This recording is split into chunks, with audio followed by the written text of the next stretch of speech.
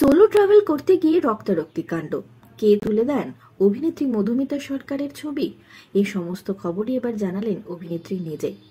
আপনাদের সবাইকে স্বাগত সিনে গসিপে।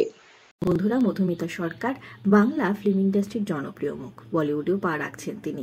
শুটিং শুরু করে দিয়েছেন তার বলিউডের ছবিতে। এছাড়াও তামিল ছবিতেও কাজ করেছেন মধুমিতা। শত ব্যস্ত থাকলেও নিজের জন্য সময় বার করে পাহাড়ে চলে যান একাই ঘুরতে। তবে একা তো ঘুরতে যান, তার ছবি কে তুলে দেয়? বারবারই এরকম প্রশ্ন উঠেছে। এবার সেই প্রশ্নের জবাব দিলেন মধুমিতা নিজেই। জানালেন কে ছবি তুলে দেয় তার। চলুন দেখে নেওয়া যাক কি বলছেন অভিনেত্রী মধুমিতা সরকার। Hi guys, so today is a very lucky day. Ask me why. Because today I'm going to answer a very important question that always comes to your mind whenever you see me traveling.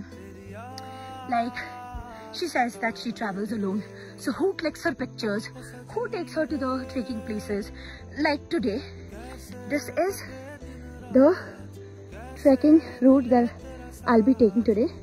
And I think this trail is going to lead me to a beautiful river, and guess who's taking me there? He, of course. Yay, say hi. Yeah, so he's my guide for today, and also he's the owner of the homestay where I'm staying. So yeah, you got your answers. Bye.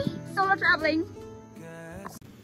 পাহাড়ে ঘুরতে গিয়ে অভিনেত্রী মধুমিতা সরকারের সাক্ষাৎ হয়েছে এক প্রাণীর সঙ্গে, যার সঙ্গে এর আগে সাক্ষাৎ হয়েছিল মিমি চক্রবর্তীর। হ্যাঁ বন্ধুরা, অভিনেত্রীকে কামড় দিয়েছে যোগ, আর সে ছবি শেয়ার করেছেন সামাজিক মাধ্যমের পাতায়। অভিনেত্রীর পায়ে দেখা গিয়েছে রক্তারক্তি কাণ্ড।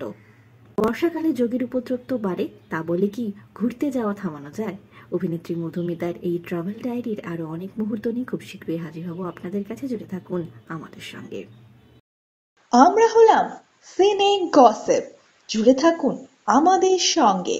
সাবস্ক্রাইব করুন আমাদের এই ইউটিউব চ্যানেলটি।